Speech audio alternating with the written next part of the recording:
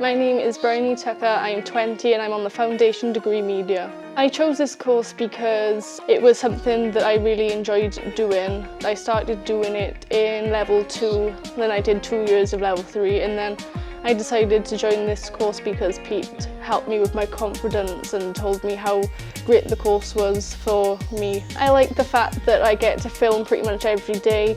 I get to work with loads of people, we get different jobs, and I like to be able to film different things and help people film what they like. I want to be able to be a producer, and the college has helped me quite a lot with everything that I want to do.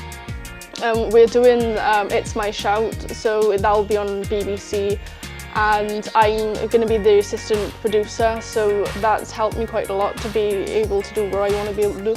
The best thing about studying with Coleg Gwent is the fact that we don't need to go to a student accommodation. We are working with a lot of people.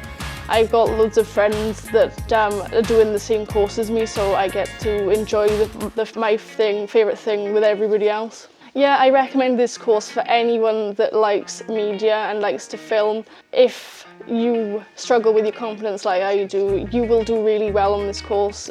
Pete will help you and everyone else that's on the course will, and this is a really good course to help with your confidence.